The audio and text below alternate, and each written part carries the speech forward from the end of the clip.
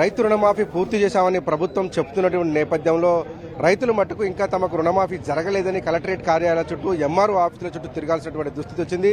బ్యాంకులకు పోతే సమాధానం దొరకదు, కలెక్టరేట్కి వస్తే ఇంకా నిర్ణయం జరగలేదని చెప్తారు.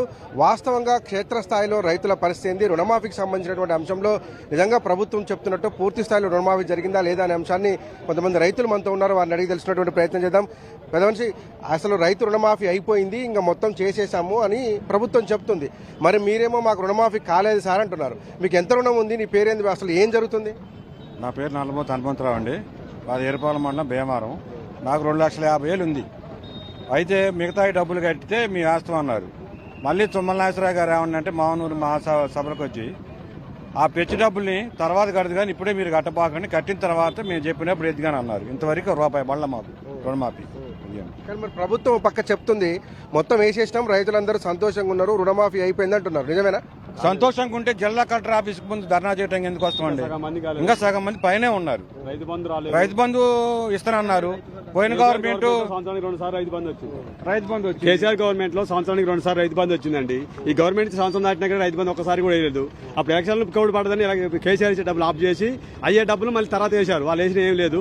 సంవత్సరం ఇప్పుడు వాళ్ళు వేసిన 2 సంవత్సరాలు దాటిపోతుంది. 2 లక్షల రుణమాఫీ కాలేదు. 2 లక్షల పైన డబ్బులు మేము కడతామన్నా కానీ బ్యాంకులో వాళ్ళు మాకు తెలియదు అంటున్నారు. పైన మేము కడతామని ఇచ్చిన నమ్మకం లేదు. సంవత్సరం దాటిపోయి 2వ సంవత్సరం నడుతుంది. మాకు నమ్మకం లేదు వాళ్ళ మీద. మీ దేనికైనా సిద్ధంగా ఉన్నాం రైతుల వారి. మీకు ఎంత ఉంది రుణం? ఎంత ఉంది మీకు? వచ్చిందా? 2,50,000 ఉంది సార్. ఇస్తున్నారు కానీ అవి లేదు, చేయలేదు. తర్వాత మనం బ్యాంకుల చుట్టూ తిరిగినాం, అగ్రికల్చర్ ఆఫీసర్ కాడికి పోయాను, మాకు తెలియదు అంటున్నారు. బ్యాంకుల కాడికి పోయినా మా పై నుంచి మాకేం ఆర్డర్ రాలేదు, మాకేం తెలియదు అంటున్నారు. తిరిగి ఇట్నే మన నాయకులు కనుక అడిగితే వాడికి చేసేటట్లేదు, అయిపోయిందని చెబుతున్నారు. వడ్లు ఒకటి 12.62 కొనటానికి సిద్ధంగా లేరు, ఇబ్బంది పెడుతున్నారు. ఒక్క సాంబలుగా మట్టికి అవి పడుతున్నాయి. ఏది ఆయన ఇచ్చే ఇది రైతు ఈ బంధు మట్టి పడలేదు. కేసీఆర్ గారి మట్టికి ఖచ్చితంగా వేసిండు. ఈ రేవంత్ రెడ్డి గారు వచ్చిన తర్వాత మాయ తప్ప అబద్దాలు తప్ప నిజంగా రైతుకైతే మేలు జరగట్లేదు. ఈ విషయంలో కూడా ఒడ్లు కొంటనన్నాడు, కొని కూడా ఎన్నో మెలకలు పెడుతుండు. ఇప్పుడు 12.62 కొనాలి, దానికి వేయాలి. దానికి ఎట్లా అయిందంటే ఇబ్బందిగా ఉంది రైతులకి. రైతులకు గిట్టుబాటు కూడా ఏం లేదు. ఏడు వెనక చిక్కేసిన పంటలు కూడా వచ్చిన తర్వాత అన్ని గొట్టాలు పోయినాయి, మంచి ఇబ్బందుల్లో ఉన్నారు. ఇక మనకి మిర్చి కానీ ఈ కానీ కూడా బాగా వచ్చినాయి, రేటు తక్కువ ఉంది. మనకి రుణమాఫీ పడలేదు. మేము వేయటానికి నేను 2 లక్షలే అంటాడు ఆయన గారు. తప్పది. నువ్వు 2 లక్షల లెక్క ఇస్తున్నాను, నువ్వు ఎందుకు ఇవ్వటం లేదు? ఆయన ఎప్పుడైనా నిలదీస్తాం. కేసీఆర్ గారి మెలకలన్నీ పెట్టలే. ఆయన పావలా వేసిండా, బేడా వేసిండా, మొత్తానికి కూడా పడ్డాయి. రైతు బంధు కానీ ఇప్పుడు ఇత్తనాల డబ్బుల వరకు మొత్తం వచ్చేసిండు. తర్వాత చివరి లాటికి ఎన్నికలు వచ్చినాయి, ఆయన ఆపేసిండు. అవి కూడా పడ్డోళ్ళకి పడ్డాయి. మళ్ళీ ఈ కాంగ్రెస్ గవర్నమెంట్ వచ్చాక 50,000 లక్ష వాళ్ళకే పడ్డాయి. నేను ఇత్తనాన్ని చెప్పినావు కదా నువ్వు అన్నిసార్ల, నువ్వు ఎందుకు ఇవ్వవు నువ్వు అని దాని మీద మేము ధర్నా తీయడానికి కలెక్టర్ ఆఫీస్కి వచ్చినాం సార్. చనిపోయిన రైతులకి రుణమాఫీ రాదని చెప్పేసి వ్యవసాయ అధికారులు చెప్తా ఉన్నారు సార్. ఎన్నోసార్లు వ్యవసాయ అధికారుల దగ్గరికి వెళ్ళి మా నాన్నగారు డెత్ సార్, మా నాన్నగారి పేరు మీద 1,35,000 రూపాయలు ఉన్నది. అది దానికోసమని వ్యవసాయ అధికారుల దగ్గరికి వెళ్తే వాళ్ళు వస్తుంది అని చెప్పేసి లాస్ట్ సర్వే అప్పుడు మీ నాన్నగారు డెత్, మీ నాన్నగారికి రాదు అని చెప్పేసి కరాఖండిగా చెప్పేశారు. బ్యాంకు వాళ్ళు ఇబ్బంది పెడుతున్నారు, నోటీసులు పంపిస్తున్నారు. కావున చనిపోయిన రైతులకి, పట్టా బుక్కు లేని రైతులకి రుణమాఫీ చేయాలని కోరుతా ఉన్నాం. మీ సమస్య ఏంది బాబా? ఏంది అసలు? మాకు 3 లక్షలు అప్పు ఉందండి. మాది ఏరుపాలెం మండలం భీమారం. 3 లక్షలు ఉన్నప్పుడు 2 లక్షలు రుణమాఫీ చేస్తామన్నారు. ఆయన గారు అధికారంలోకి వచ్చే ముందే సంవత్సరం ముందు నుంచి 6 గ్యారెంటీలు అని చెప్పుకుంటూ రావడం జరిగింది. ఒకే ఒక గ్యారెంటీ బస్సులో ఫ్రీ అని చేశారు. ఆ బస్సులో కూడా ఆడాలను కొట్టుకొని సామని చెప్పి అంత మించి లాభం అయితే లేదు. ఈ రైతు రుణమాఫీ చేసి ఈ రైతు భరోసా కూడా కరెక్ట్గా ఇచ్చుకుంటూ వస్తే రైతులకు కూడా కొంత ఓర్తగా ఉంటుందని చెబుతూ మీరు డిప్యూటీ సీఎం బట్టి విక్రమార్క గారి నియోజకవర్గం, ఆయనే డబ్బుల మంత్రి, సగం ముఖ్యమంత్రి నేనే అంటున్నాడు. ఆయన కాన్స్టిట్యున్సీలోనే ఇట్లా ఉంటే ఎట్లా మరి? అదేనండి, ఆయన గారు వచ్చినప్పుడల్లా మేము మెమోరాలను ఇస్తూనే ఉన్నాం, అడుగుతూనే ఉన్నాం. కాంగ్రెస్ నాయకులను కూడా తీసుకొని పెడగటం అవుతుంది, ఏం తొందర లేదు. మేము ఇచ్చిన గ్యారెంటీలు మొత్తం కూడా అమలు చేస్తామని చెప్పడం జరుగుతూ ఉంది. ఆయన గారు కూడా లింగనపేట అండి, వైరా మండలం లింగనపేట. మాకు 2,30,000 మా ఉందండి బాకీ. ఆ 30,000 కడదామని పోతే మీరు పైనుంచి ఆర్డర్ లేదు, మేము కట్టించుకోమంటున్నారు. అదే మాట వాళ్ళు ఎప్పుడు పోయినా బ్యాంక్ కాడికి.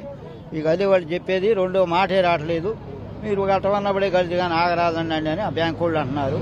మనం మళ్ళీ 2,30,000 అంటే అన్ని కట్టండి మళ్ళీ ఇస్తామంటున్నారు. ఆయన 2 లక్షలు చేసేది ఎప్పుడో మేము కట్టేది ఎప్పుడు. ఇది జరిగిన చెప్పండి సార్, ఏంది అసలు మీకు కూడా రుణం మాఫీ కాలేదా? అసలు ఈ ప్రభుత్వం మీద మీ ఒక సింగిల్ కామెంట్ అసలు ఏం చెప్తాం?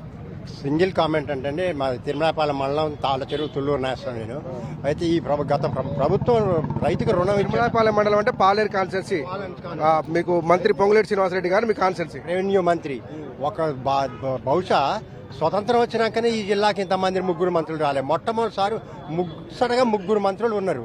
3 మంత్రులు ఉన్నా కూడా రైతుల బాధలు వర్ణనాతీతం.